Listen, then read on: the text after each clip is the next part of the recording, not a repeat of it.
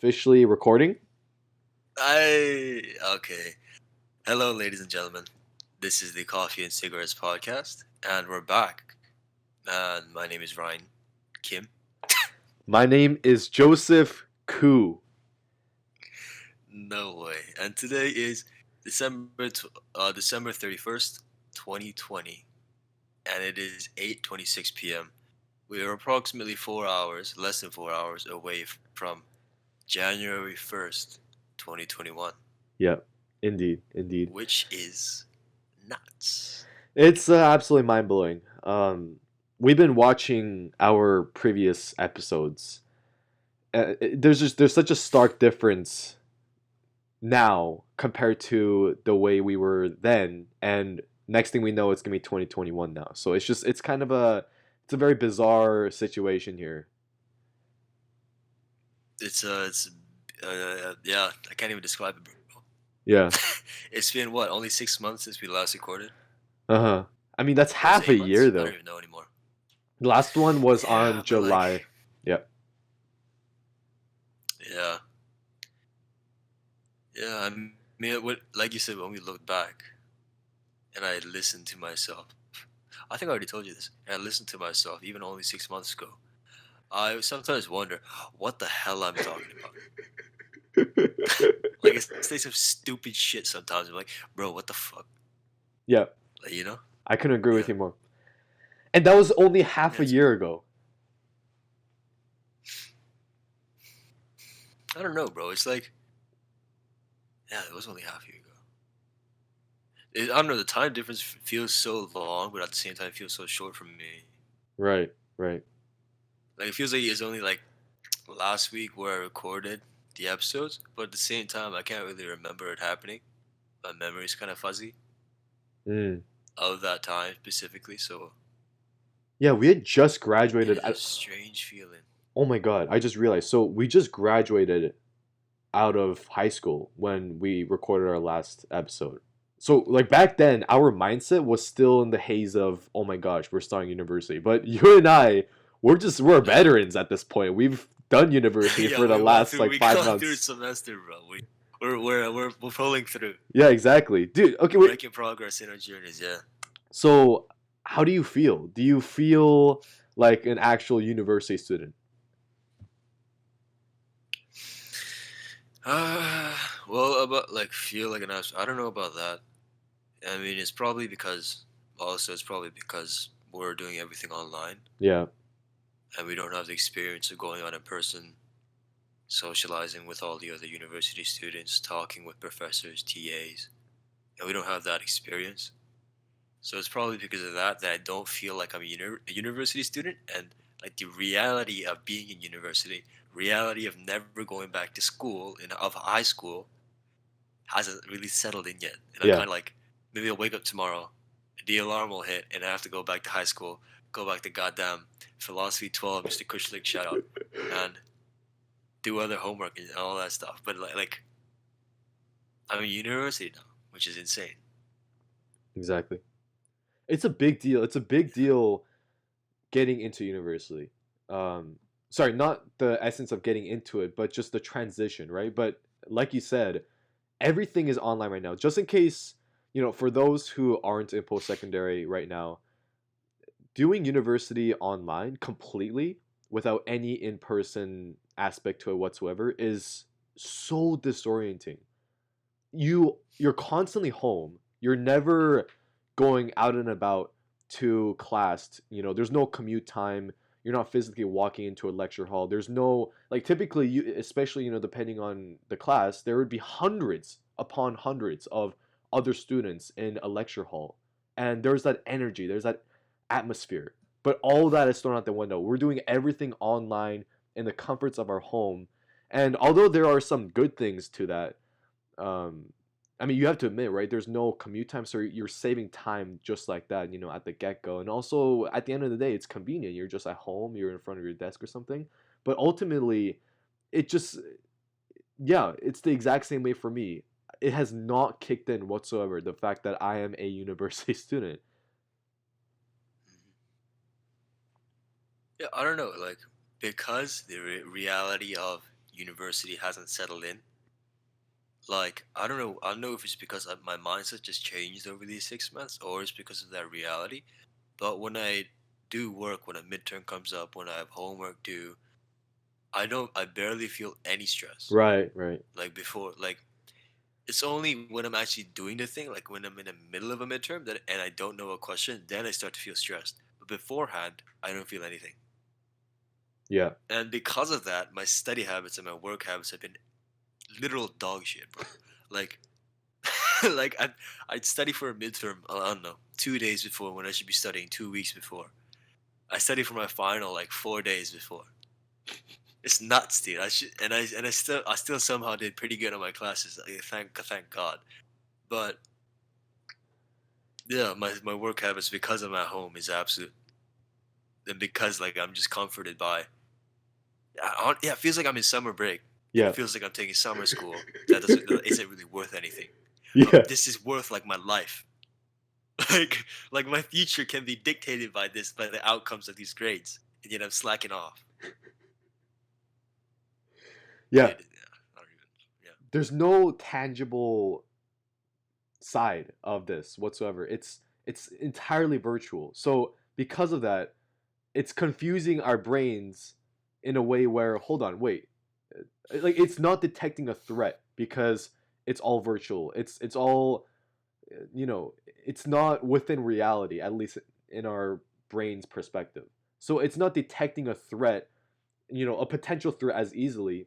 And also just, I don't think we're calculating the repercussions as easily as well because of the fact that we feel like there's no threat of potentially failing. Or, I mean, obviously there is. At the end of the day, we are concerned over getting bad grades and such, but it's just not as potent because, I mean, first of all, there's no peers, right? I mean, obviously you have your other students, your other classmates in your, in your cohort, but you're not actually interacting with them in person, so they're just a figment on your screen. So there's just yeah. And for me especially, I think I reached a level where I just kind of I, every day I was waking up and I would feel like I need to get my stuff done. Like I would be in a state where, okay, so I need to get the assignments done, I need to get it done on time. But it's so easy to procrastinate. I mean, it's incredible how easy this system has made it for an individual to just simply not do anything and not feel too bad about it, you know? So I found myself, you know, putting things off constantly. But at the same time, the additional convenience of just handing something in, online, because there isn't that physical kind of, you know, um, that physical experience of, like, handing your paper in. You just kind of, you think to yourself, okay, so as long as I get it in by this particular minute, like down to the minute, then I'm fine. And I've just been doing that, literally handing things in at the last minute. So let's say, there were so many times where something's due at, say, 12 p.m. in the afternoon on a particular day. I would hand it in at 11:59. Exactly. Like I would work on it for like an hour. So I would start it at 11 and then finish at 11:59 and then hand it in. This wasn't a constant. It wasn't for every single assignment, but it was actually, it scared me, if anything. It scared me how easy this was. Oh, bro. I mean, I don't know if I had it an hour before. I don't do that. I don't get that bad. I worked on my stuff a week, like a day before. Oh shit. But yeah, but yeah, yeah, there are pros and cons to online school. Mhm.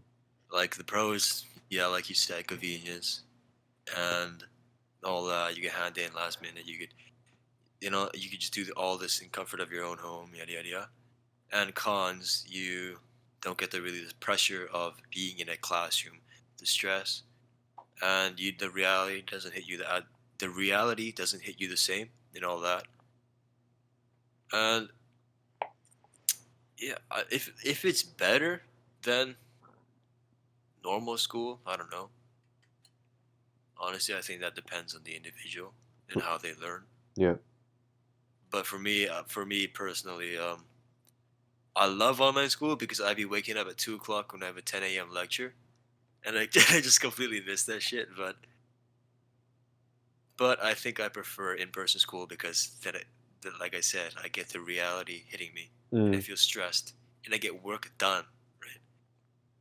Like even though I procrastinate in high school, even though it was in person, I procrastinated, but I did it earlier than I would have done in online school. right. Yeah. Yeah. So for me, I mean, I was handing things in very. I mean, like, you know, sometimes I would be able to finish it a day or so in advance, but ultimately, most of the time, it was just me constantly putting things off. But if I've got to admit, I finished this semester with an 86 or like 86, 87 average. I finished with an A average, you know? So it's to a certain degree, there's many parts about, this university experience that's very beneficial. And if anything, kind of points me in the direction of, okay, yeah, I like online better. Like, for example, yeah, like you said, the convenience, but I think one of the things that I enjoy most out of this is just the extra time that is given to us.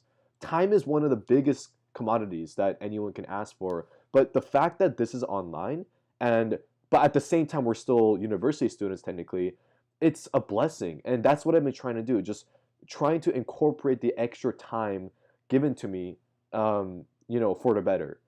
Just the commute that people would normally experience for half their day practically at times to get to school, like that's all thrown out the window. The time, the commute back, time you spend at the campus, doing this and that, and then you finally come up. That's all thrown out the window. So it's just it's a matter of just kind of, yeah. So I'd say that's my perspective. There's definitely that element that I'm a really big fan of with online school. At the same time, however, when it comes to university, there's a certain experience that an individual gets out of it. The camaraderie. You know, people typically when they first enter university, especially as a freshman, you create a friend group and then you stick with that friend group, and then that friend group typically lasts a lifetime. Like that's how significant it is.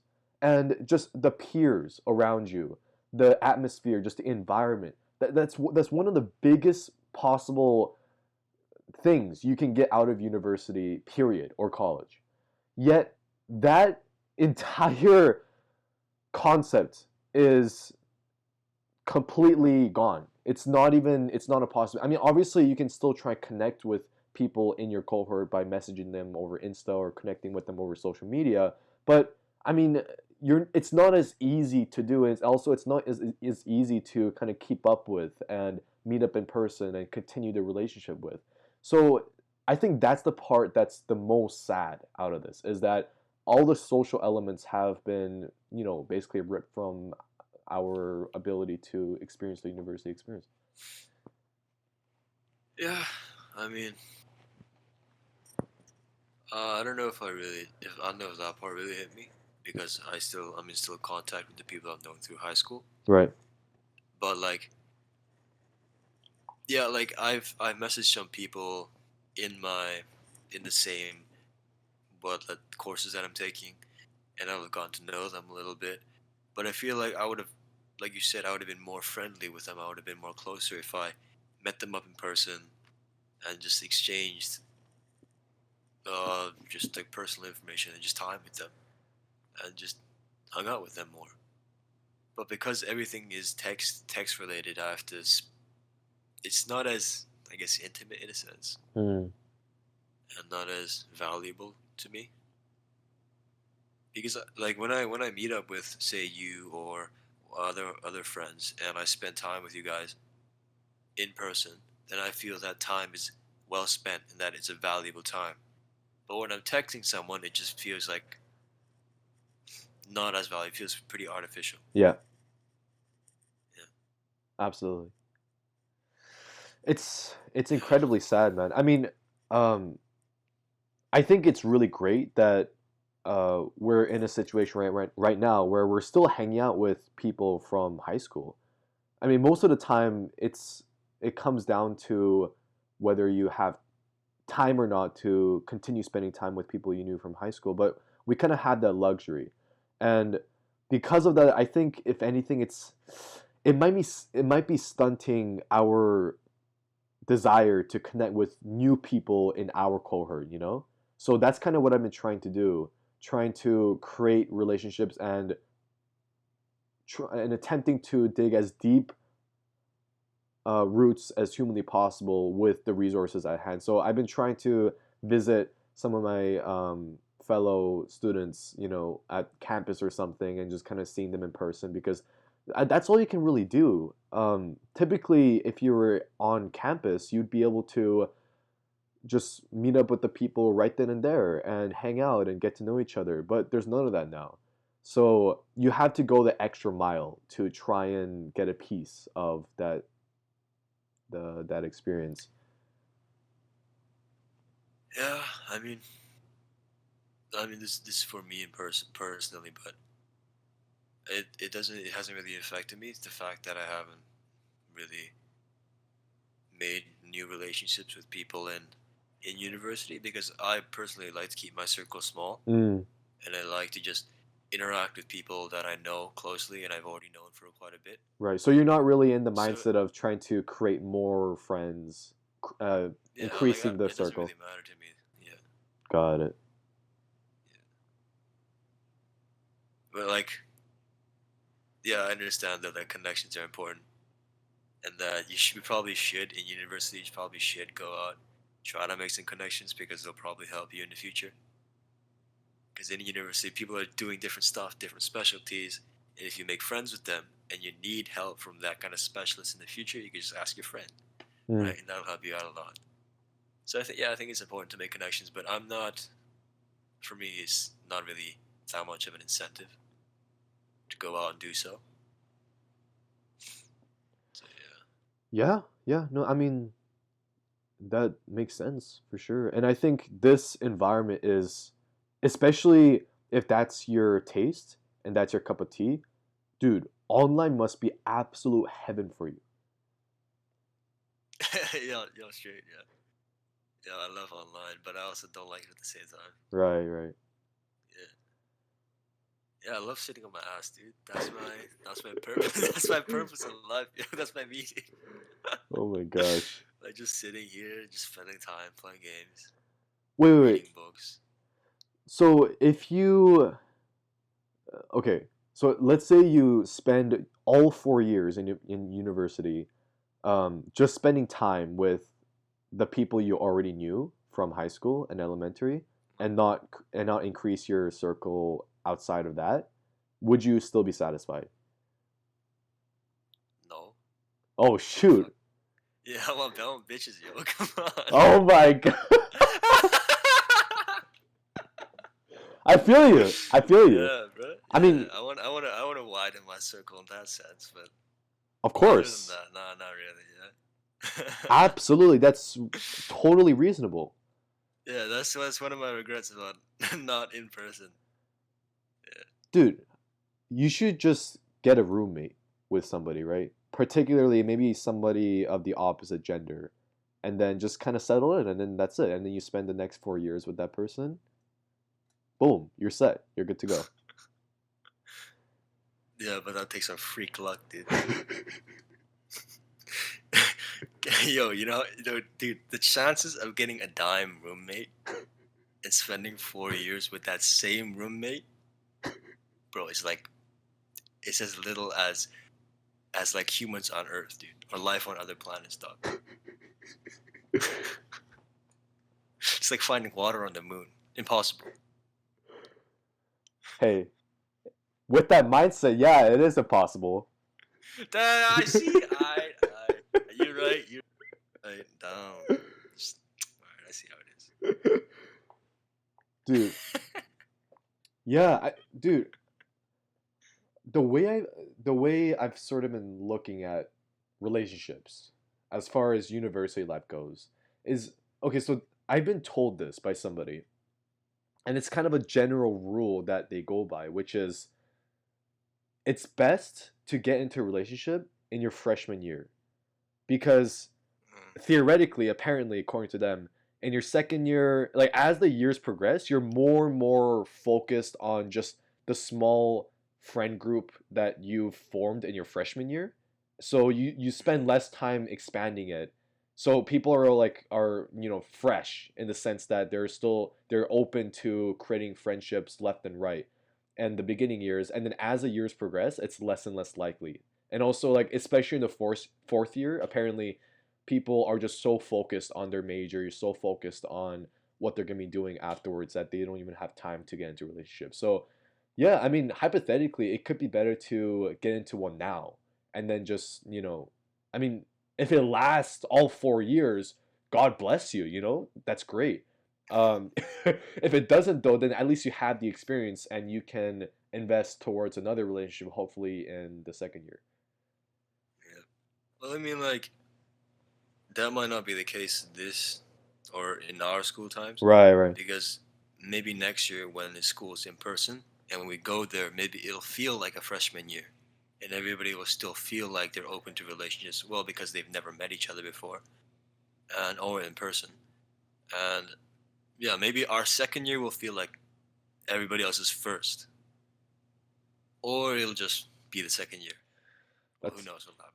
That's a really good point. That's actually a really, really good point because I think for our second year, so assuming that we're going to be going back to in person second year, which will be in my opinion, an absolute blessing. I think, um, I think you're right for sure regarding the fact that people will probably treat it to a certain degree, especially on a relationship level, as the first year. Because I mean, not many of us are gonna have solid friendships, like a full on friend group by the time second year. Actually, you know what? Maybe it'll be pretty common. Um, it's gonna I mean, be there are some pretty damn social people out there. yeah, for sure, for sure. Yeah. And I think by the time second year starts, like even then though, even if you have that friend group established, I think people will still be very willing to start creating new relationships because everything's in person now. It's a whole different reality compared to online. Bro, the difference between online and talking in person is insane. Mm, yeah. Like in person, you can see all the little bit of things, the way they're sitting, the posture, and their like expressions that go with the tone of voice, and all that. And like, you get to really get a sense of how. Oh my god, I can't talk. You get a sense of what kind of person that person is, rather than if you just talk to them online. Yeah. So I guess yeah, in that case, big friend groups can be made, Dude, or more friends can be made. absolutely. And my impression of somebody has there's been times where it completely changes when I meet the person finally in person. Like there was a so I was yeah, I'd be seeing this person for basically for months, just through a computer screen, and I finally see the person, and this is like with in university, and I meet the person finally like um like at their place of residence. I'm like, oh whoa, okay, so like the aura, because I think if you're when you're with somebody online, you just there's many elements of um the the sort of just the relationship that is kind of taken out, like for example just the aura, the way you feel when you're around somebody. I think that's very subdued, sorry, suppressed when you're talking with somebody online. It could potentially change 180 when you finally actually meet them. So yeah, I think like for those who haven't created that big friend group still, don't fret, especially if you're a freshman, because by the time things start going back into in person, then people are going to just revert back to that old mindset. Hmm. Yeah, I mean, I don't know what else to add on top of that. I gotta take you out of the trench, dude. Yo, You gotta dig me out real quick. so Lend me a rope. yeah, I'll let you a rope, bro. I'll pull you out. I'll pull you out. Yeah, quickly, quickly. I'm just drowning, bro. Hold on, hurry up. I got you. I got you. Yeah.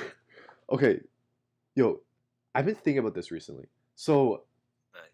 high school, um, like looking back on it, because our timing, like the timing for our generation, for COVID to occur right as we're graduating, and then for like the implication of it to continue all the way through first semester of university. Do you think that was lucky that we experienced, first of all, COVID right smack in the middle of our last year in high school, and also the fact that we experienced our first semester in university online? Do you think that was a lucky thing or an unlucky thing? Well, I think that the cons for me outweigh the pros Mm, because like I would have liked to go on like a grad trip over the summer. yeah, Maybe go to like I don't know somewhere Iceland, maybe Hawaii, Korea, some other Japan, some shit like that. But I didn't get to do that because of COVID, right? mm, And that's a bummer. I don't. That kind of sucked for me. I want to go on a trip, but yeah. So I wish that COVID could have happened. If it's inevitable, then I wish it could have happened later, like after I grad. uh, Yeah, also not even because before. not before, because like you know how we talked about yesterday with some other person we know about how if COVID happened before, then it would have interfered with our high school lives, Right. and I personally value the time that I spent in high school, Me too. and if I missed out on any of that, then I wouldn't be the same person that I am now. So yeah, if COVID was inevitable, I would have preferred it to have happened during university. Yeah, or like after summer break. So after first year, like after freshman, so you would rather have it happen on your second year of university. Well, that's best case scenario, but like worst case, I'm okay if it happens after grade 12 summer. Mm, gotcha, gotcha. Okay, Yeah. that's very interesting.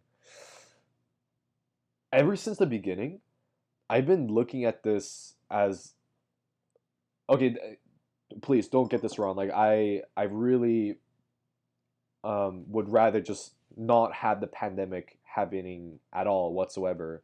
That would be my number one wish. But if it's inevitable, assuming that it was inevitable, I think I actually find it almost as a blessing, the fact that it happened while we were graduating, because I don't, just the timing of it. Like we also talked a little bit about this yesterday, but spending our last year in high school as grade 12s uh, online, and suddenly being thrust away from the high school environment, it was an interesting change, if that makes any sense. Obviously it wasn't pleasant, because I mean we would rather have just spent time with ourselves in person in school.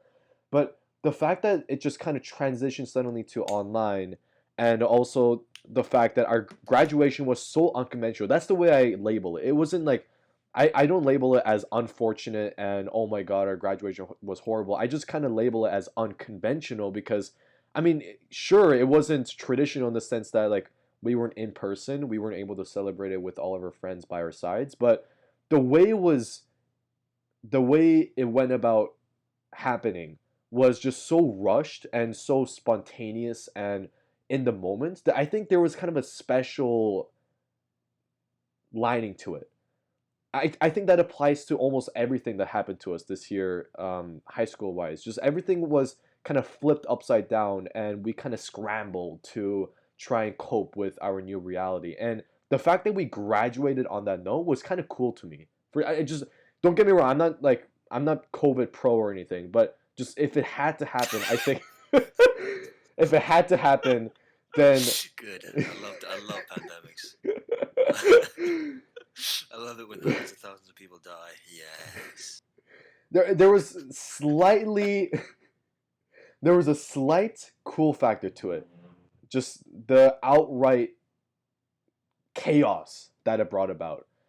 And regarding the fact that we spent our first year online with COVID on our backs for university. See, now that's a different story because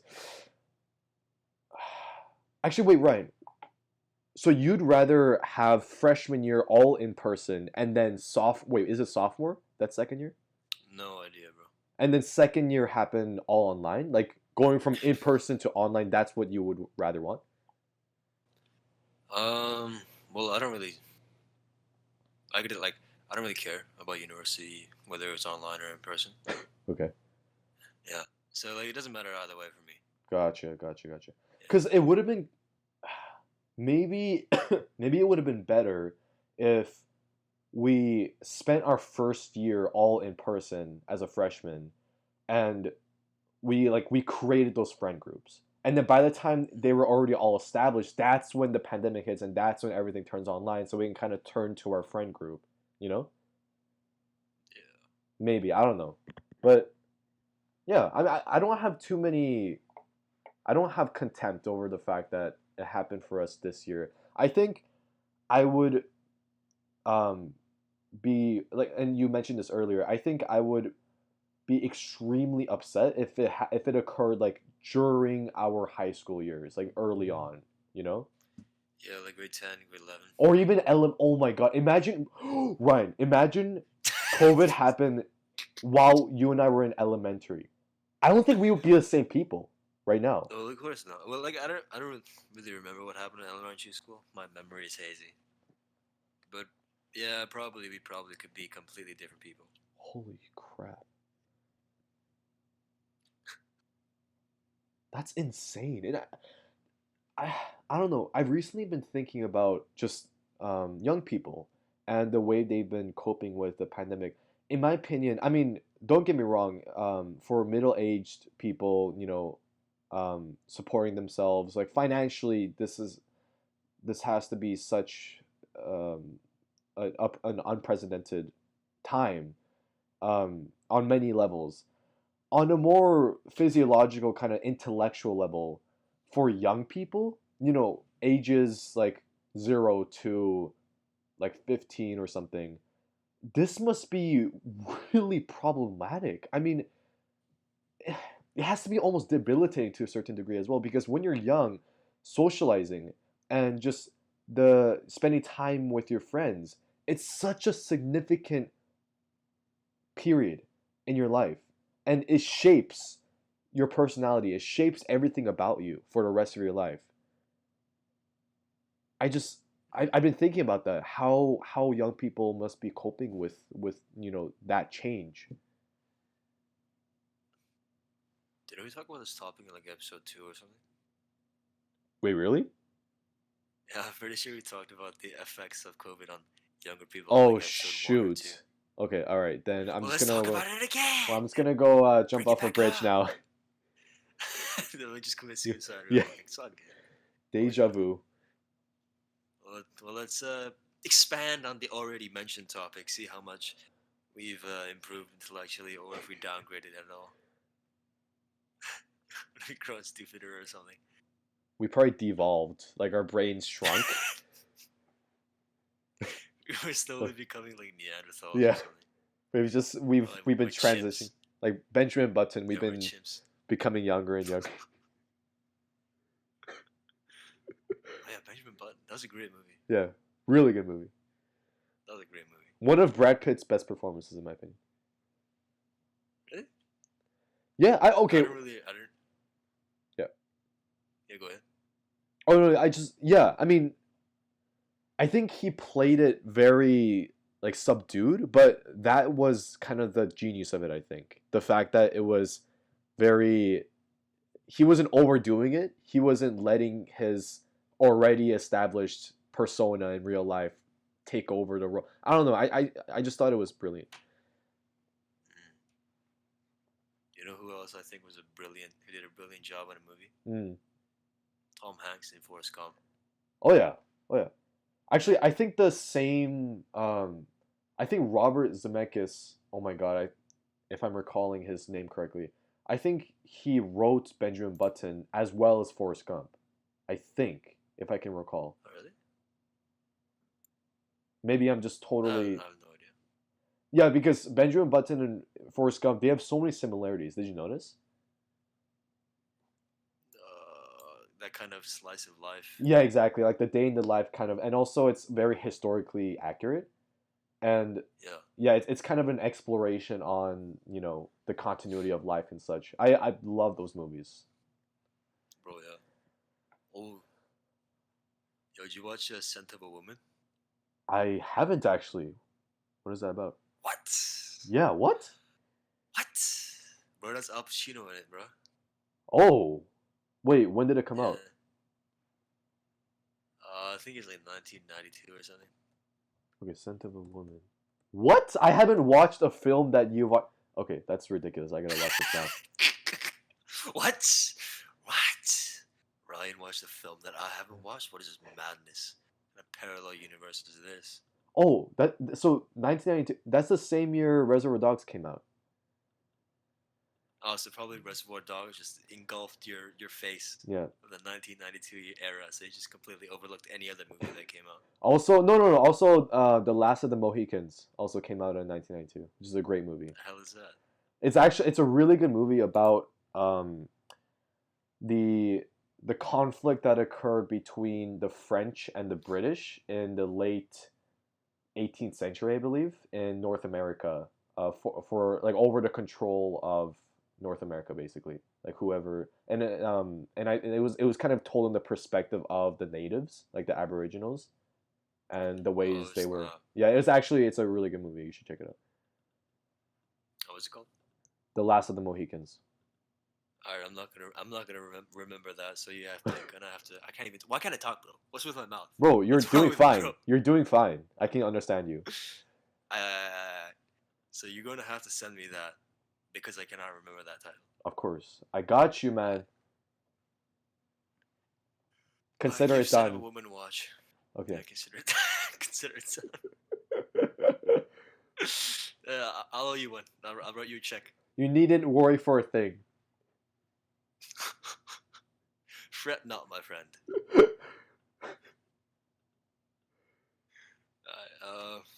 Where do we Okay, where do we so leave off before we derailed? yeah, so we were talking about um, the ways the pandemic have been affecting children and their psychological kind of social side of growth. I don't know. Well, I think we mentioned previously, like it it'll impact the way children, I guess, are more comfortable with talking to each other in person Mm, or interacting with other people and how they feel about it and whether or not they're going to be like fluent, I guess, in a sense, or like effective. yeah. Yeah. Yeah, because socializing, it's a learned skill. I mean, obviously, there's an inherent desire for socializing. It's ingrained in our DNA. I think many aspects of socializing, however, is something that you actually have to tangibly learn over time by repetition. But if you take that away, then it's stunting your growth. So theoretically, you might come out of the pandemic, if you're a child, like several months or several years even behind, on a you know mental, well, not so much on a mental, but on a on a social kind of level, I guess. I just I think, and statistically, mental health has been deteriorating immensely, and obviously, there's a very good cause for that. I think for children, the mental health issues might become more inherent and long lasting, because because many areas of their brain that grows through repetition of certain activities are taken away. So mental health issues that stem from that might be more long lasting. It just it's yeah, I don't know, man. It's upsetting. Yeah, well, then again, like, don't elementary students still go to school in person? I'm pretty sure they Oh still my do. God. No, you're right. Yeah. Oh my God. Wait, why didn't I think about that?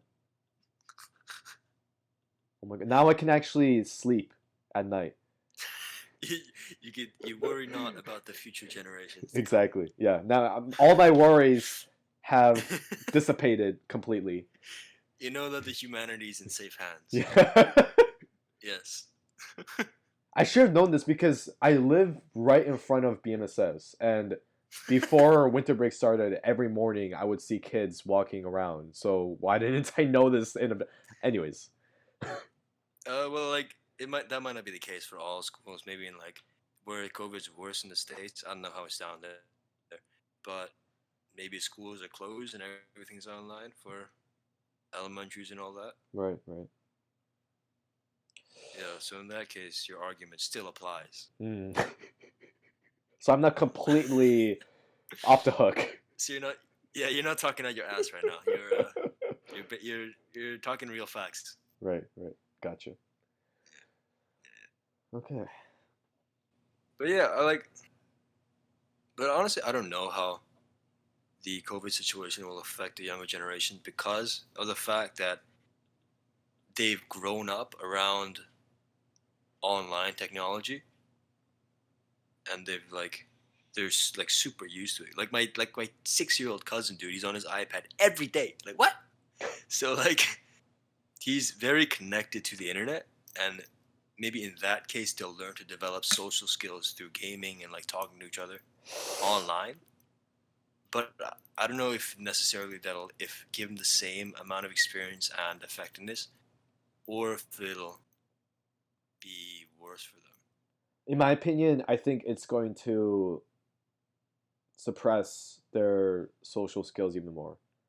I think the more we rely upon technology, the less connected we get, which is ironic because the original intention, and I think in many degrees, it has connected us more so than ever.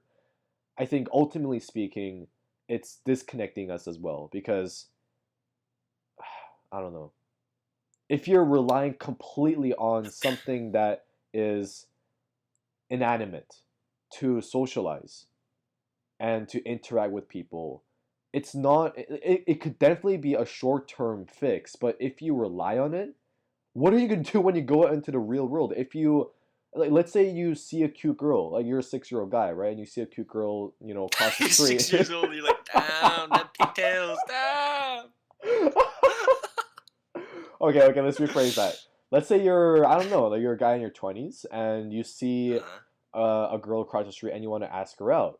I mean, if you depraved yourself of socializing in person for years upon years when you were younger, as you were developing your social skills, you're not going to have nearly as many tools on your belt to know what to do, So there's that skill set that I think, like, and also, talking to people online, that doesn't make up for it. That doesn't replace just outright talking to people. I think it'll never replace it, in my opinion. Yeah, but like, yeah, I agree. I agree that online won't replace the experience that you get from talking in person. Mm, But how things are looking right now, I think that even after COVID is long gone, I think that we're slowly approaching a state of where everything will be online and everything will be sort of localized, I guess, in a right. sense, in your own little space. Yep. So I think the way humans interact with each other in the future will be completely different from how we're used to interacting. Mm, And maybe that, in a sense, it'll kind of cater or adapt to the way, or people will kind of cater and adapt to the way they socialize because of the change in the way they behave in like online and stuff. yeah. Yeah, I So agree with that. so that yeah, so that in a sense may kind of like we may establish some sort of equilibrium when it comes to socialization, even though we're used to being online, because well, humans we need human interaction, otherwise we're going to go insane, right? Hmm. And yeah, so I'm pretty sure that even if COVID messes up the youth in the sense of in person and all that, I feel like they'll figure it out somehow. Yeah, Yeah, yeah, they'll adapt. They'll adapt. Yeah, they'll adapt. yeah. I think one thing that we're observing right now that is happening for real is the fact that people are much more accustomed to the idea of just transitioning completely to technology or completely to the full reliance on technology. Because I think before the pandemic, especially for those who are in a situation where technology is of the essence, like for example, you're a student. If somebody came up to you and was like, "Hey, listen, buddy, um, would you rather spend time in school in person and talk to people face to face, or would you rather spend the next like rest of your year online, completely online, just over Zoom? You're just in your home all day. I bet you, not, like the majority of the time, people will rather do things in person. But what we've seen now is because we've put ourselves in a situation where we're forced to be online for a certain period of time, we've become accustomed to the idea that perhaps it's not that bad relying completely on technology. I think subliminally we've reached that state where we're kind of coming to that conclusion of maybe it's not that bad after all. So I think in my opinion that's problematic because we're conditioning ourselves to become used to relying completely on technology and subconsciously trying to suppress and ignore the inherent problems that come out of that. I think that in and of itself is a problem, and but it's inevitable. I think down the road, people are going to become more and more up for the idea of relying on technology. Yeah, well, I mean, as the way things are now, technology is really just the future. Yep. It's like you said, inevitable. We can't stop the improvement of it. We can't stop the acceleration of reliance on technology itself. Hmm. So because of that, honestly, I think it's just best to just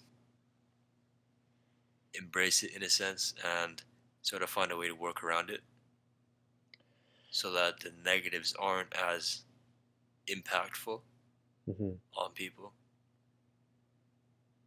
Yeah. But yeah, no, no, no, bro. I guess that just Like, about.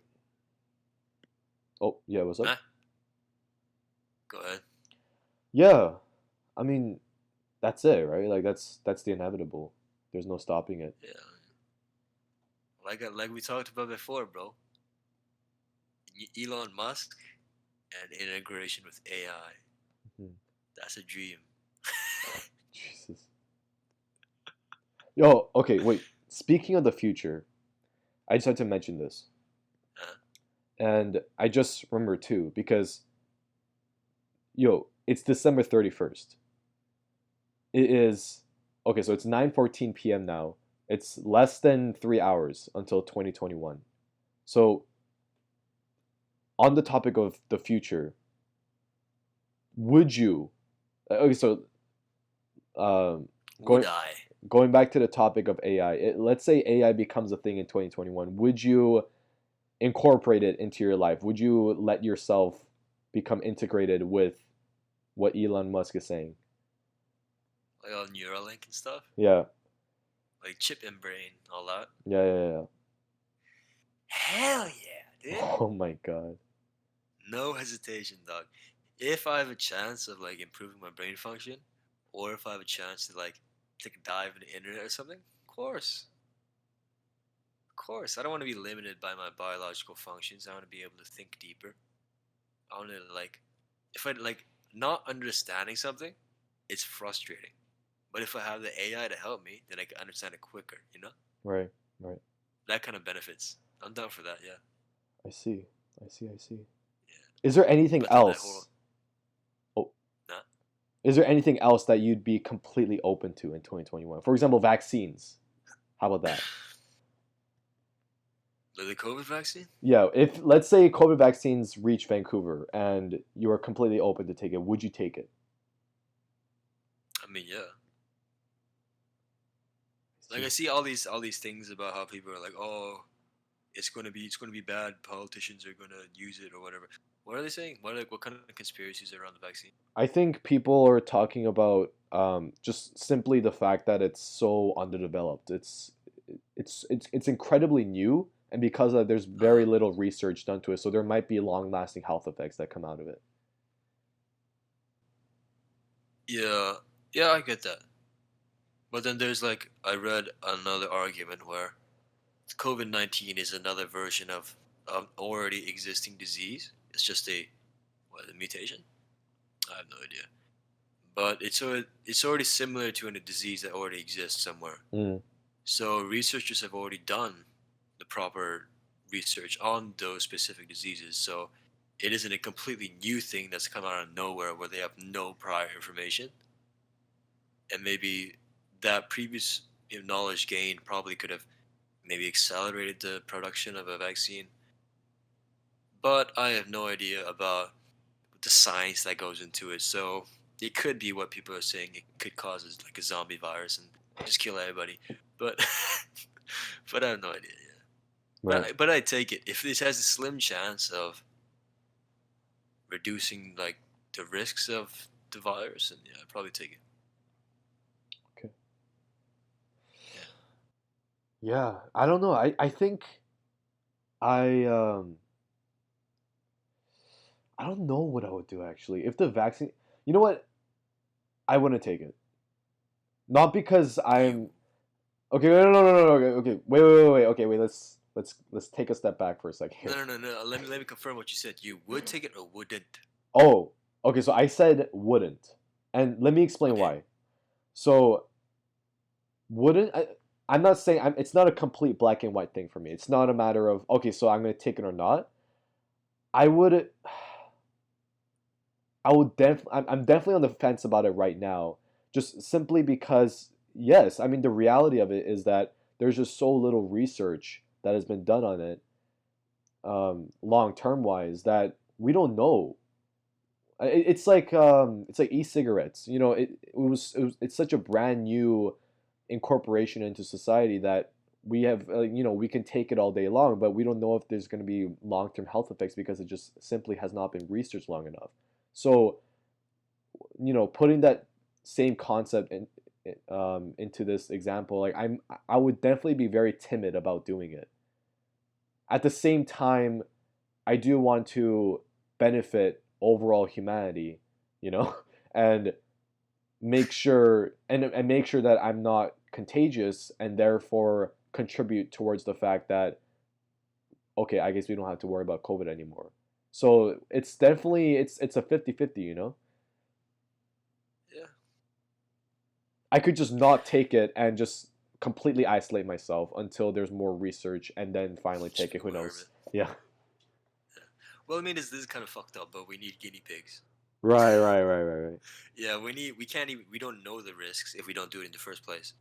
Hmm. So we won't know if there's a negative outcome or a positive outcome if we don't actually inject some people with it. And yeah, I don't mind being a guinea pig Oh, for for the greater good of for the humanity. vaccine. Greater good of humanity, sacrifice my life. What if you end I up? kickstart, Oh, sorry. I kickstart the disease that destroys humanity. What? Hey man, that's just the way life is, Joe. Just the way I roll. I mean, it's a noble sacrifice. I Hey, appreciate noble it. sacrifice. I'm saving the environment from us. Oh my god. Yo, polar bears won't have to worry anymore because we're all gone. Oh my god. Who Yo. knows, man? Yeah. Okay, wait. So, is there anything else that you would do in 2021 that you wouldn't have necessarily done in 2020? Like what? Just anything? I guess so. Like, do you have any New Year's resolutions? Well, nothing special. I just maybe just work out. Cause like I said, I'm just trying to join like the MMA gym, right? Right. So maybe become maybe a New Year's resolution can be like become slightly proficient in martial arts. So I could beat the shit out of anybody, right? so maybe something like that. or it could just, I don't know, be maybe get good grades on my next semester, Yeah. like 90, 90 average. Oh, what did you get, by the way? I think like 80, 80 something. Okay. It was in the 80s. Yeah, Yeah. yeah. Only there's this one specific course though that just tanked, just fucking pegged me, dude. Like Yo, bent me over same. and played. Yeah, but yeah. Other than that, the rest I did pretty good on. Yeah, I think those are good goals because they're attainable. They're not, oh, I will run for 3 hours a day from now on. And if I don't once, then my New Year's If I don't, resolution is I'll done. cut my toes off. I'll hang myself if I don't run 3 hours a day every day. At the same time, though, um, that's like people that have that mindset, they're onto something because um, having a very specific goal, like applying numbers to your goal. So, like, for example, for you, maybe it could be something very specific, like, okay, so I need to get at least up until 90 for my next semester on average for all my classes. Then it's kind of it motivates you to reach that goal more because it's more tangible. So I think there has to be a good balance, but at the same time, though, that might demotivate you because it's so stark and intimidating because it's so specific and you have to reach it. So yeah, there has to be a good balance. Well, like, yeah, it has to be reasonable. It can't be like, oh, I want 100 average. Yeah, it can't be like that, right? You Yeah. gotta have it something that you believe that you can do. Mm-hmm. Can't have, yeah. I mean, like if you lowball and say, oh, I want a 70, at least 70, then you're not going to be motivated to aim higher than that, right? Even though you can do higher. So I think if you're going to set goals, I learned this year about setting goals. Actually, I just learned it in high school in general about setting goals. Is just you got to be the SMART goals. Was it specificity? Like yeah, there's an acronym SMART. I totally forgot what it was though. Brilliant. I don't think there's a B in SMART. Oh, I think it meant like I think you're talking about synonyms for smart.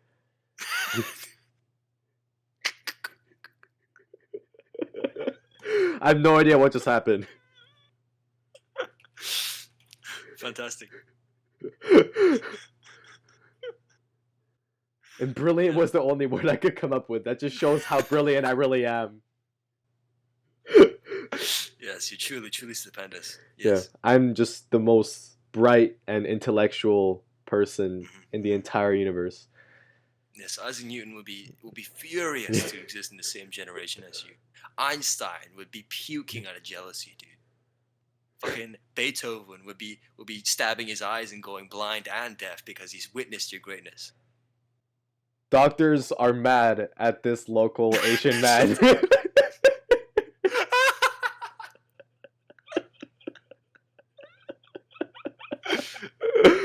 Oh my god. Quickly, watch this quick article. Doctors are furious. Doctors don't want you to know this. Oh my god. Man, what is, all I see are ads to grow your dick. Yeah. That's what those. That's what those ads are for, bro. Quick, doctors don't want you to see this. Add 3 inches on your meat. Well, I mean, it's a very popular. I think almost every person can relate to that. Having a bigger dick. Yeah, even including women. Yeah, they wanna. Yeah, they wanna increase their dick size. Yeah, yeah. Yeah, yeah, yeah. Yeah, I understand. Yeah, yeah. Yeah, it's common for women to feel that way, right? Oh, Yeah, absolutely, absolutely. yeah, absolutely. We went on a complete tangent. I have no idea where to go back to. We were Like, talking about goals. oh yeah, what the heck? Yeah, Just completely slipped my SMART mind. goals. The acronyms for SMART. Let me look it up. Oh, okay, okay. Oh yeah, SMART stands for specific, measurable, achievable, realistic, and timely. So Oh, for a goal to be good, it has to be in those specific categories. Yeah, I heard about that as well. Yeah. Yeah. So like specific, like you said, like well, it explains itself. Measurable, like 90% average, and achievable, that is to be reasonable to achieve, and realistic. I guess Mm. realistic to achieve or something. Yeah, yeah, yeah, yeah. And timely, you have like a set schedule. Like I want to get this in 3 months or something. I gotta say, that's one of the most convenient acronyms I've ever heard in my entire life. Mostly, like most of the time, acronyms are like, it's kind of forced, but this is the one acronym where it's so relevant both ways. Like smart, you have to create your goals in a smart way, and also all the letters fit perfectly with the instructions. I don't know. It's one of the best acronyms I've Smart ever heard. goals. Yeah. Hmm. I think also WHO is Wait, what a was who very good again? organization. World Health Oh, Organization. oh, oh. It's kind of it's very catchy. And it kind of has that poetry aspect where like who is the sound owls make, and owls represent intelligence, and the World Health Organization is an Oh, intelligent organization. I don't know, I just pulled that out of my ass, and I'm just speaking farts, but right. That was absolutely yeah, groundbreaking. yeah, that's impossible to happen again. That's a 0.01% chance of that happening in this reality, and it Yes. just happened.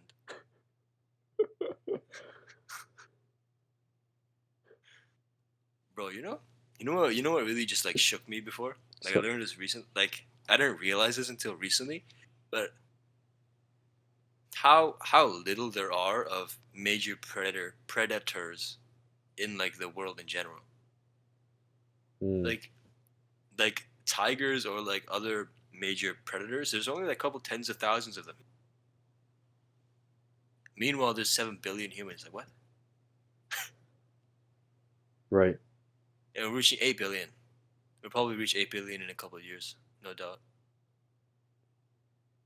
Because there's most likely going to be like a baby boom after COVID ends. Everybody gonna be fucking, Yeah, yeah, that's true. That's actually so true. yeah. Okay, There's probably gonna so be a rise in population.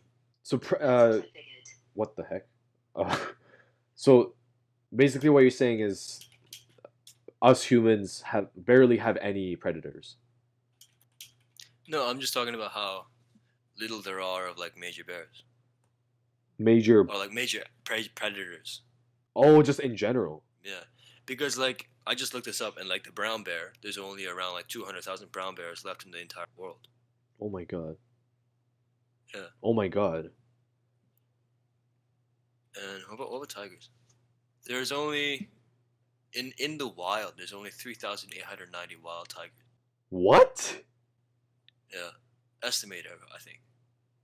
So there's less than 4,000 tigers in the wild. Meanwhile, there's nearly 8 billion of us. That's actually incredibly depressing. That's insane. Like look at us, bro. We're so weak. The Mm. human beings are so like physically, biologically, we're so weak. I think And like our ingenuity of just building stuff, of making tools and all that, drove the population of all other predators down, and we've like conquered the globe yeah. with our brains, dude. That's nuts. Yeah, I think because of that though, there's a very very big issue, which is the fact that just because we're more intellectual than those predators somehow makes us superior to them. Like, oh, we're above you, so we can choose what we want to do with you, and we can play God. I think that's one of the most depressing things about this is just simply the fact that we see ourselves as above them.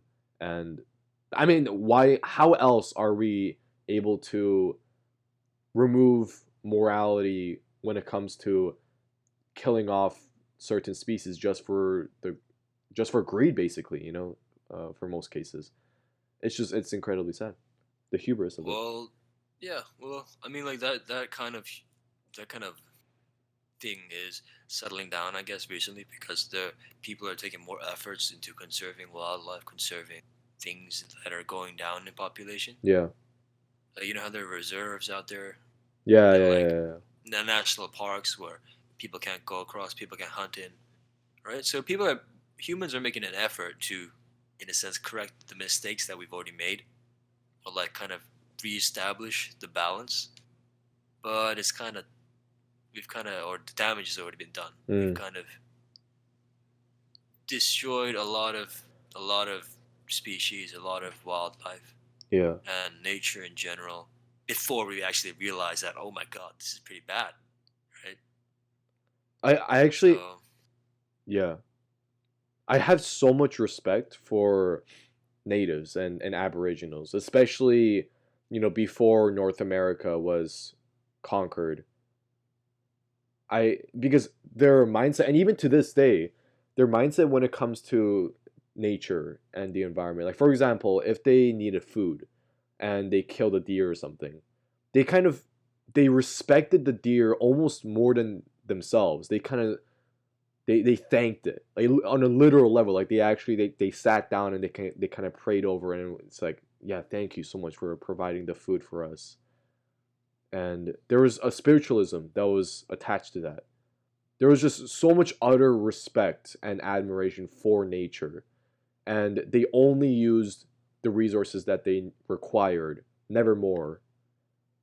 But that mindset was completely thrown out the window when North America and South America included was basically conquered by people that believed in hubris, in the idea that uh, they're above, you know, nature, and instead of becoming one with it, let's conquer it. That mindset. So it's there.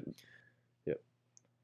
yeah, I mean, like that probably comes down to like their environment because I mean, like this isn't knowledge that I'm perfectly like I haven't learned this and I haven't been formally educated in these kind of subjects, so I'm kind of just talking off of I'm kind of speculating. That's what I'm saying. Mm.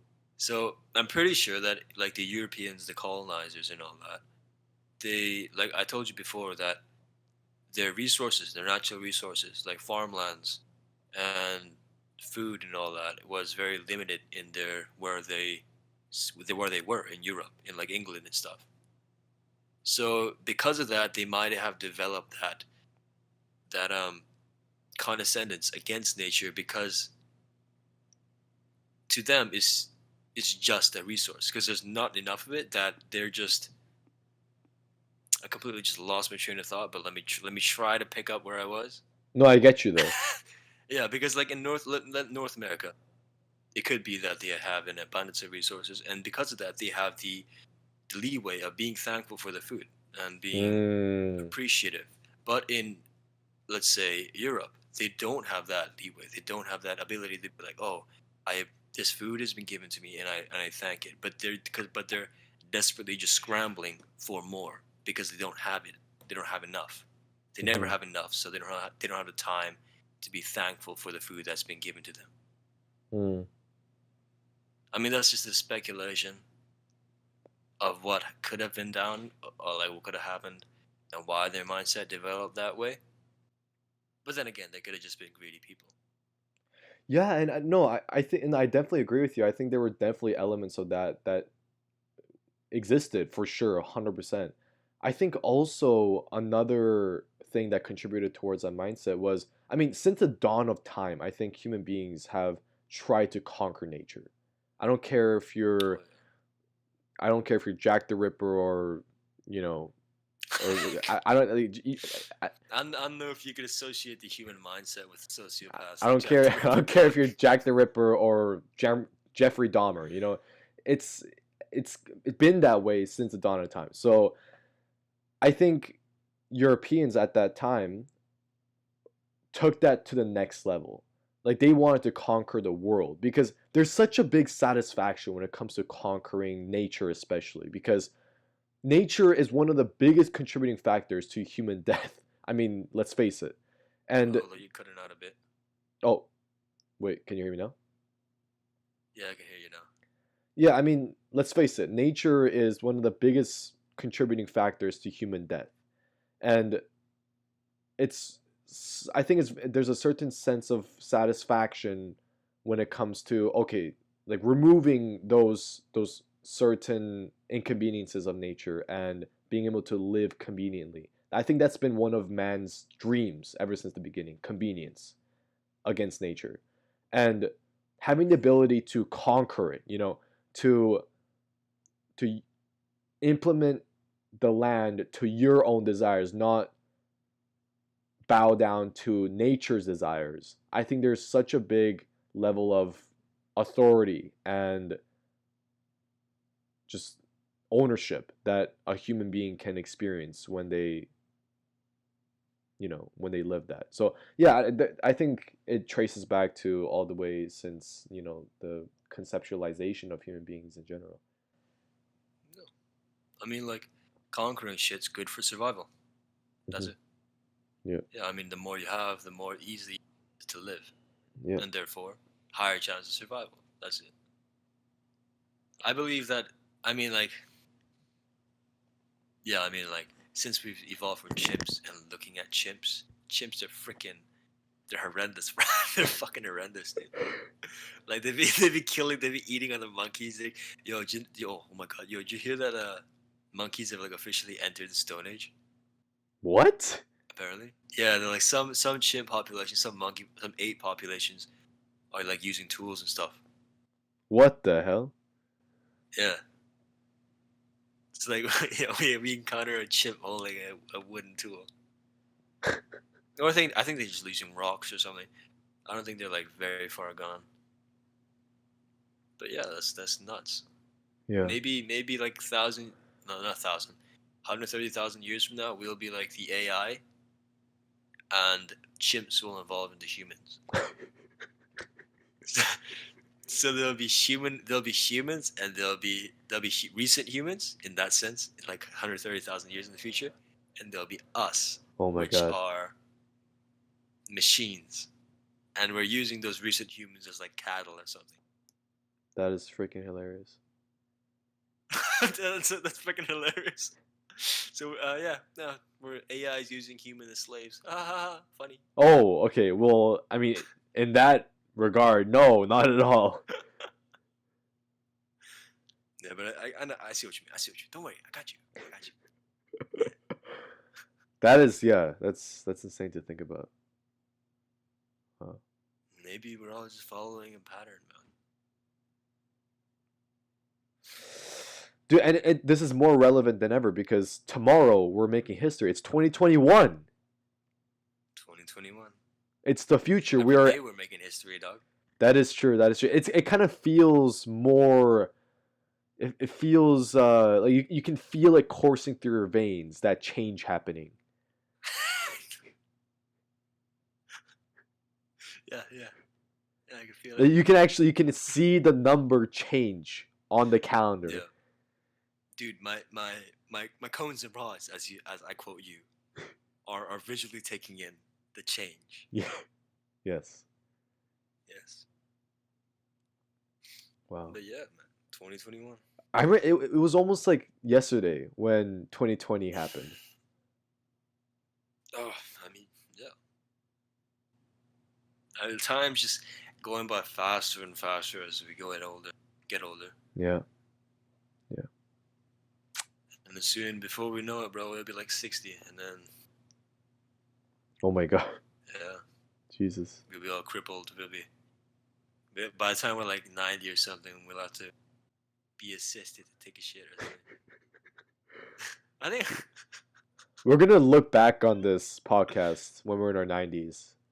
You realize that, right? Your 90-year-old Live self. that long, bro. Well, I mean, assuming we do, your 90-year-old self Yeah, could be yeah. listening to your words right this second. How do you feel about that? I could be like, what is this guy talking about? And then you just die. So I get depressed and just kill myself. Oh my god. Like wheel my wheelchair off off the stairs.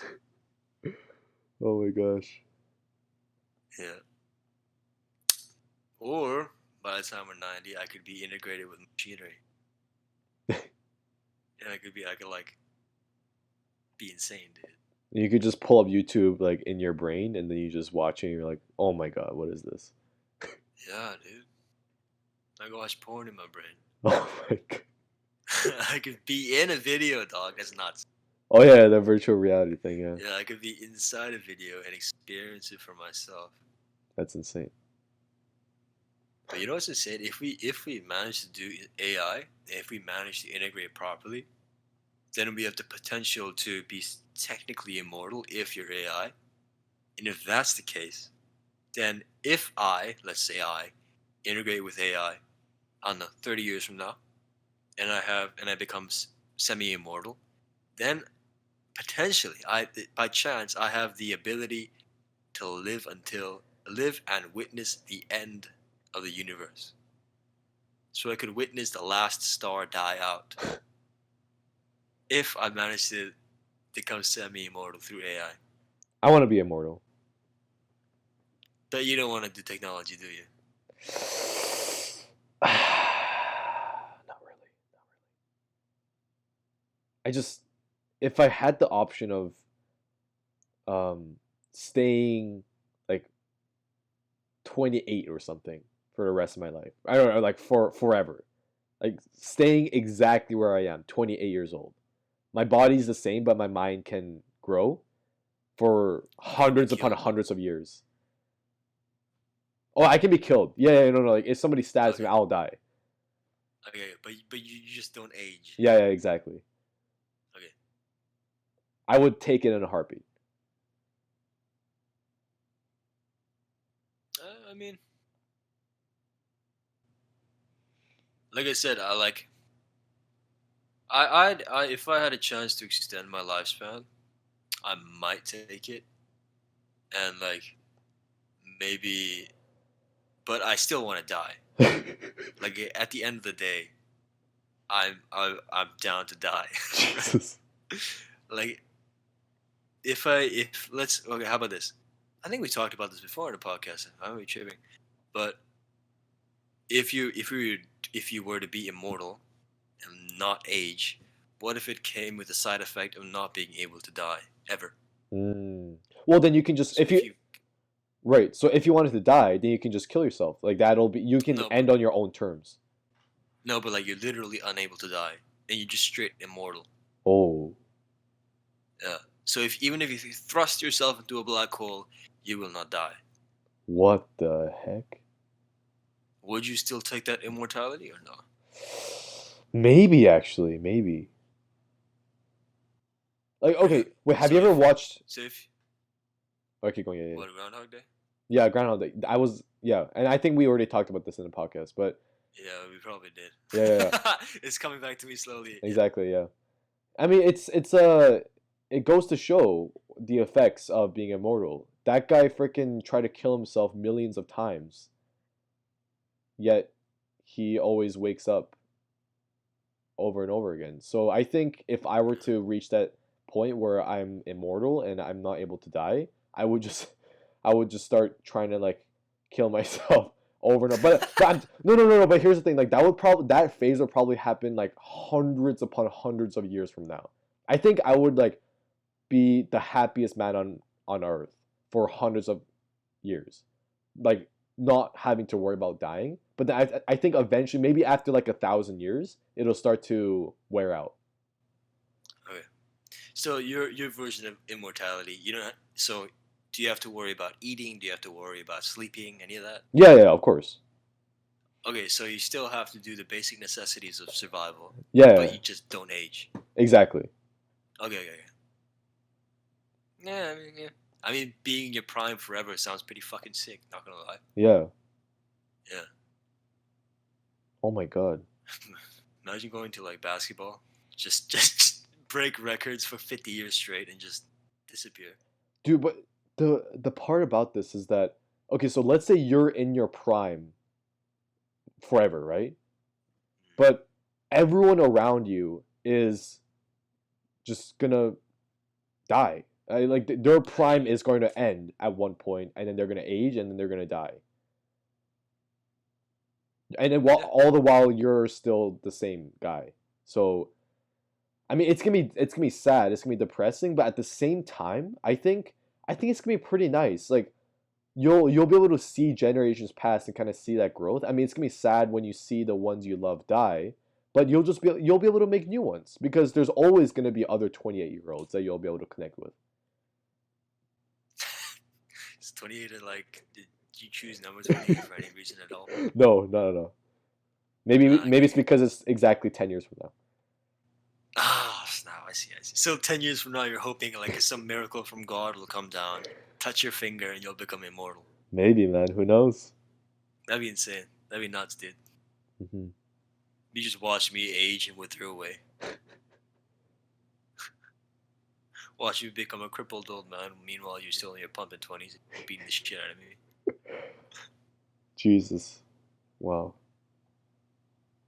But like, if you're immortal like that, how do you deal with like identity? Huh? Like modern day, there's cameras everywhere. There's governments watching. So like, how are you gonna get around? You're gonna be like, what are you gonna do about your sin number? What? It'll just stay the same. But then the government people will eventually realize that you're not aging, that you're not dying. They're gonna be like, what? It's been 100 years. Why is this guy still 20? No, no, no. But like on their system, it'll show that you're aging, but you won't die. So it'll just continue like 101, 102, 103, and it'll Bro, just go to but like you the still hundreds. have to visit the bank and like and you still have to renew your driver's license and all that, bro. Take a picture again. So in their systems, it'll show like 324, but you're still Yeah, looking like you're 28. bro. By then you'll probably be taken by the government and being experimented on or something. Yeah, exactly. Yeah, by like the CIA or something, and just they'll tear you apart. Just steal identities. Just I don't know. Create a new identity editing every like 50 years. How are you gonna explain that? Like what? Oh, I'm his long lost brother that was born in the Yeah, forest. yeah, yeah. Yes, I'm his son that was born in the Antarctic, and that's the reason why I don't have a social insurance number. Mhm. I was born and given to lions as an orphan, and I was raised by animals, and I just reached society now, so I'm getting used Yes. to this. Don't worry about the fact that I can speak perfect fluent English. Don't worry about that. It's just the lions spoke English. It's Yeah, okay. They were exactly. American lions. They were American lions, not African lions. Okay.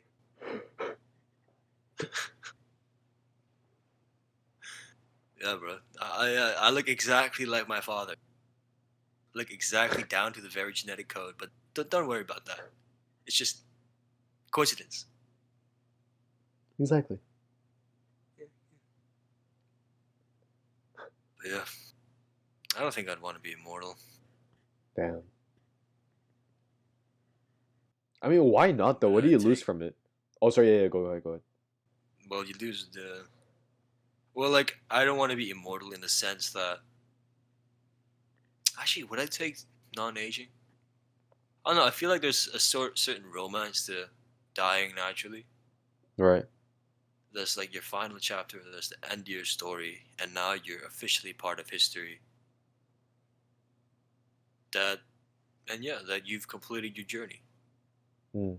I think there's a certain charm to that, and I think I'd be losing that by extending my natural given life. Yeah, Right. Yeah. yeah. But I don't know if I believe in fate or not. Really.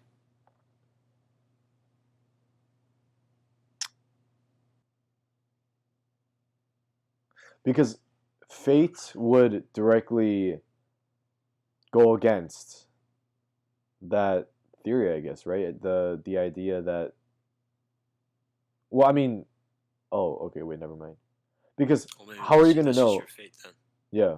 Well, like how do you Yeah. know that you're gonna get that peaceful natural death? What if you get run over by a train, you get cut in half, and you remain conscious for another like 30 minutes in excruciating pain, and then you finally die?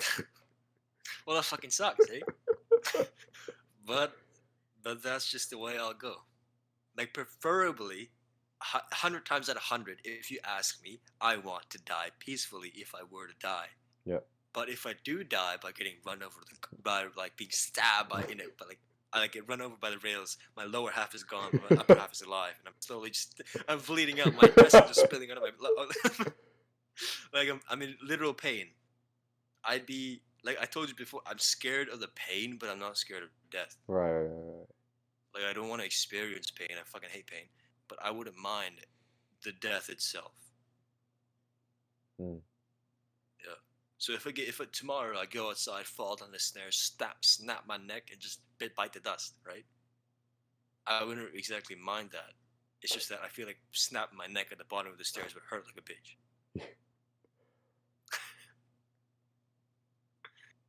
But yeah. I would try to make let's say I reached a point where like I know I'm gonna die. Like let's say I'm Walter White and I have cancer, and Are I you spoiling Breaking Bad? no. That's literally the basic premise. Let's That's say not. no, yeah, no, don't worry. I'm not gonna spoil anything. So let's say I'm Walter White, right, and I have cancer. I well, not that I am Walter White, but let's say I got cancer, lung cancer or something, and my doctors tell me that I'm only gonna live. It's a guarantee that I'm only gonna live for another like 2 months. Then I'll try to live the most for the next like month and a half, and then for the last 2 weeks, oh my god, I'm gonna make a spectacle out of my death. Like I, I want to be seen on the headlines. You know what I'm saying? Or like not in a Go to massacre. like not in the worst possible way. Like I don't want to stain my family's reputation. I don't want to go that direction, but um make a spectacle out of my death, but at the same time not make any long lasting negative, you know, effects against my family or something. 90-year-old grandpa had sex 100 times in a night. Insane. What the fuck?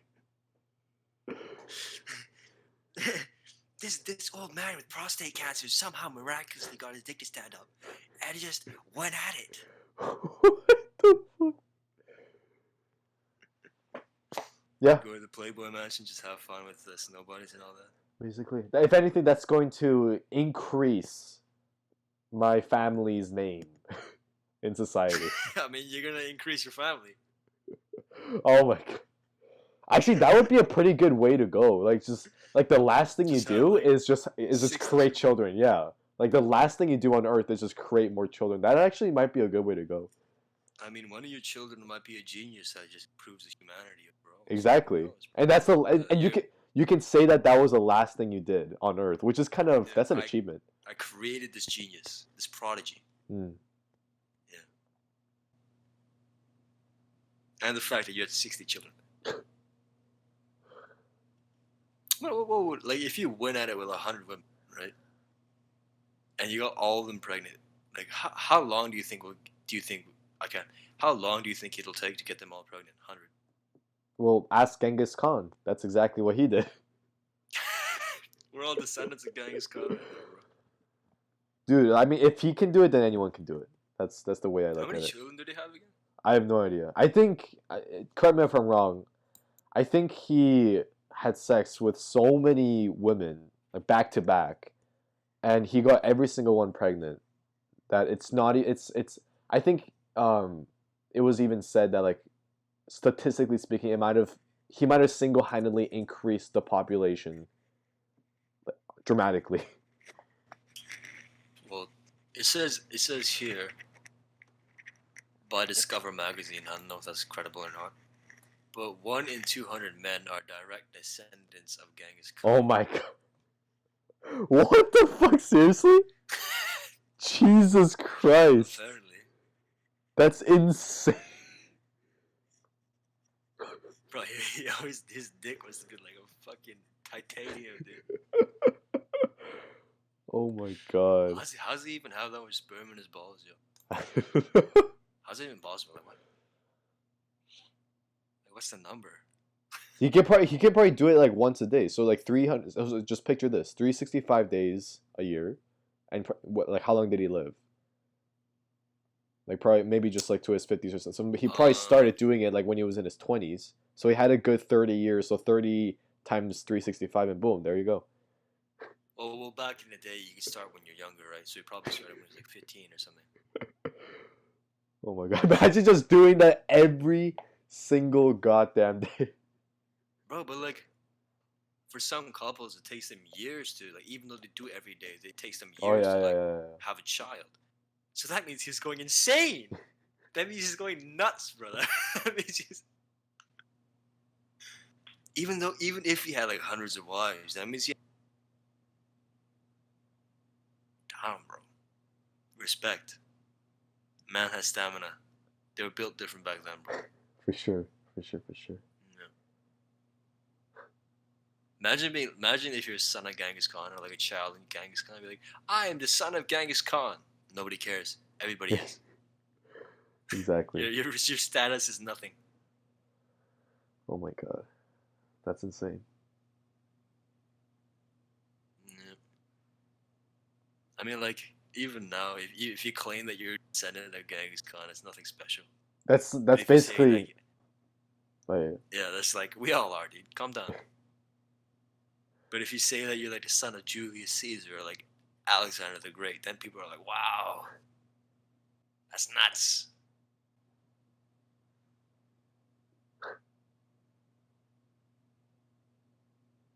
Yeah, Genghis man. Khan, man. Times are crazy back then, bro. Ah, Genghis Khan.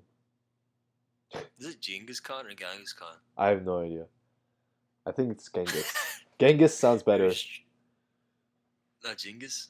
Genghis? Genghis sounds like you're. You know how people say Scouser? That's kind of the nickname for Liverpudlians. It sounds, you know, it sounds Genghis. Like an derogatory. STD, dog. An STD. I bet you got Genghis.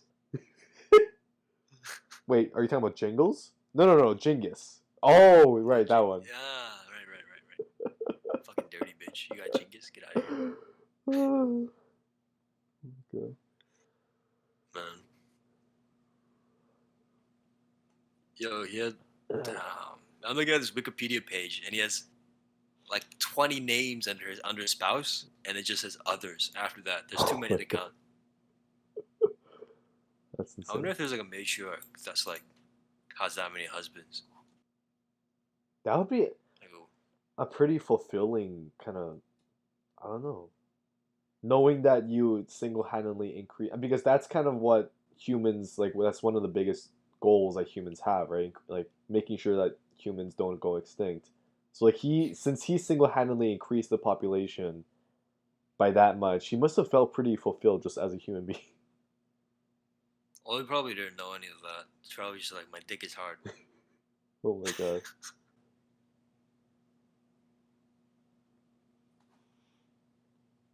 Mongolian. Like one of the people I know is Mongolian, and I like totally forgot that they even existed, dude. Oh my God. Like 2 years ago, I'm like, she introduced herself as Mongolian. Yeah. And I'm like, what? That's here? Like what? But then like it's like, cause Genghis Khan in my mind back then was like Mongolian, and it was history. It's part of history. The Mongolian Empire was insane, but then it died out somehow, right? And like 2 years ago, I realized like, oh my god, that's right. They exist out there, and they're not just the mythological insane conquerors. It's like coming across a person and the person going, "Oh, I'm an Aztec. I'm a Mayan." Oh, that'd be nuts. I'm an Olmec. I'm an Olmec citizen. Yeah. Like It's what? like, whoa, hold on a second here.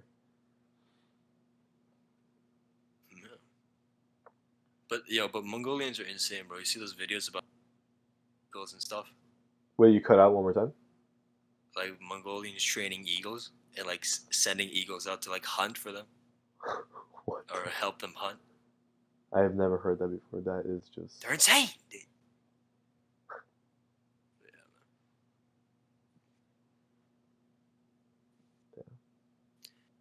Yeah. Oh my gosh, it's 10:01 p.m. Yeah, we've been talking for a while now, eh? Yeah, exactly an hour 35 now. Oh, that's insane. How'd you know that? I have been counting every single second the moment we began. Yeah, right. I totally forgot about your intellectual power. Yeah, yeah, yeah. Oh yeah. I totally Oh, yeah. forgot that. I totally forgot that you had the ability to Exactly. recount every second and keep pace, keep track of every millisecond that goes by in moment of time. Yeah. Yeah, yeah. Yeah. Yeah. My bad. My bad. My apologies. Oh my god. Wait, hold on a second. Oh, okay, never mind. Yeah. Oh my. Whoa, whoa, whoa, whoa. Okay, so it's 2 hours till 2021. 2021 in 2 hours. Yeah. Jesus. Do you have any last things?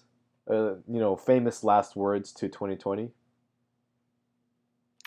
I might jinx it, but I hope it gets better. Hmm. So that's what you would, if 2020 was a person, that's what you would tell the person. Hope you become. Yeah, I'd be like, fix yourself. Work out or something. Come on. If Yeah. 2020 was a person, I'd probably go out to him and be like, "Hey, listen, buddy. You know, we all got our ups and downs. I get it, I get it. But you just gotta, But yeah, maybe you went you a gotta little chill on too the weed. far. You gotta stop taking the coke and the heroin. You know, it's kind of bad for your system. Exactly. You gotta lay off on the substances, man. You gotta. Yeah, yeah. I, You could becoming too reliant on that. You know. Come yeah, on. yeah. Yeah. But hey, I mean, it's a whole new year, and I mean, we're still young, man. We're only I'm 18. You're 18. We got our entire lives ahead of us, and we've already experienced this much, And I think we're gonna look back on this day and go, oh my gosh, I have improved this much since then. By the time 2021 ends. I got that feeling. Hopefully, hopefully, I'll look back and be like, damn, I was a stupid motherfucker.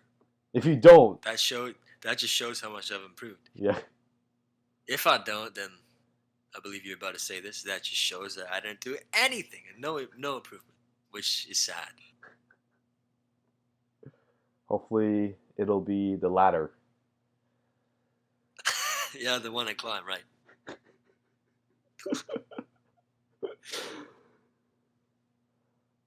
All right, well, we talk about it a lot.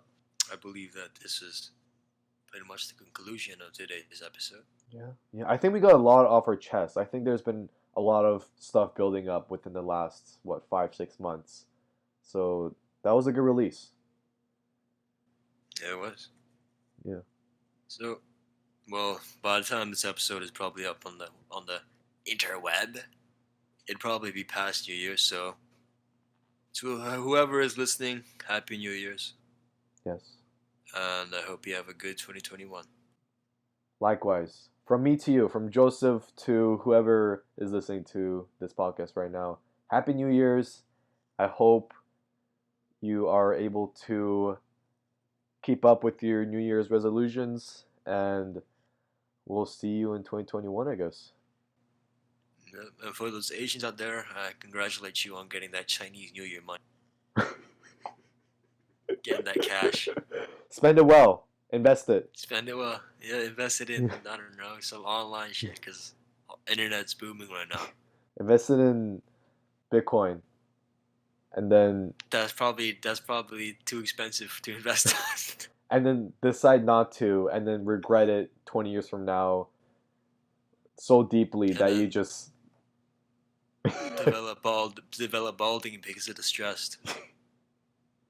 Just grow a beer belly and fade away. Yep. Yeah. Couldn't have said it better Average life of myself. a middle-aged man. Yeah, go invest in. Just get the dishes or something, or like Amazon, because Amazon will always rise. Mhm. All right. All right. Thanks for listening. Yeah.